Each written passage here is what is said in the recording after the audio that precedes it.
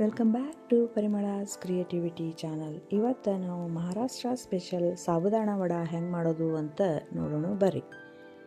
Mixie ಜಾರ್ಗೆ ಹಸಿ ಶುಂಠಿ, 2 ಹಸಿ ಮೆಣಸಿನಕಾಯಿ, ಜೀರಿಗೆ, ಕರಿಬೇವು, ರುಚಿಗೆ ತಕ್ಕಷ್ಟು ಉಪ್ಪನ್ನು ಹಾಕಿ ರುಬ್ಬಿ ಪೇಸ್ಟನ್ನು ತಯಾರಿಸಿಕೊಳ್ಳಬೇಕು. ಒಂದು ಪಾತ್ರೆಯಲ್ಲಿ ಈಗಾಗಲೇ ಬೇಯಿಸಿಟ್ಟುಕೊಂಡಂತಹ ಆಲೂಗಡ್ಡೆಯನ್ನು ತುರಿದುಕೊಳ್ಳಬೇಕು.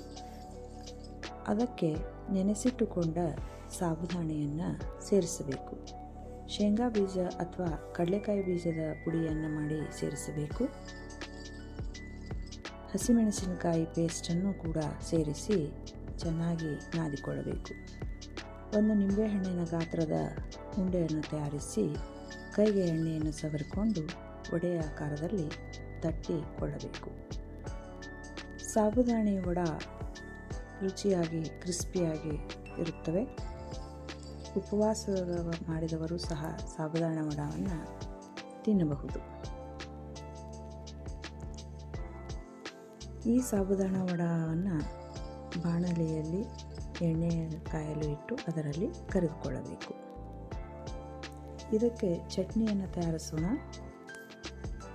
1 ಕಪ್ ಕಾಯಿ ತುರಿ, ಶೇಂಗಾ ಬೀಜ, 2 ಹಸಿಮೆಣಸಿನಕಾಯಿ, ಶುಂಠಿ, ಕರಿಬೇವು, ಜೀರಿಗೆ, ಉಪ್ಪು ಹಾಗೂ ಇಂಗನ್ನು ಸೇರಿಸಿ ಸ್ವಲ್ಪ ನೀರನ್ನು ಬೆರೆಸಿ ಚಟ್ನಿಯನ್ನು ರುಬ್ಬಿಕೊಳ್ಳಬೇಕು. ಈಗ ರುಚಿಯಾದ ಚಟ್ನಿ ಸವಿಯಲು ಸಿದ್ಧ. ಸಾಬುದಾಣ ವಡವನ್ನು ಹೊಂಬಣ್ಣ ಬರುವವರೆಗೂ ಕರೆದುಕೊಳ್ಳಬೇಕು. ಸಾಬುದಾಣ ವಡ ಹಾಗೂ ಚಟ್ನಿ ಸವಿಯಲು ಸಿದ್ಧವಾಗಿದೆ. ವಿಡಿಯೋವನ್ನು ವೀಕ್ಷಿಸಿದ್ದಕ್ಕಾಗಿ ಧನ್ಯವಾದಗಳು.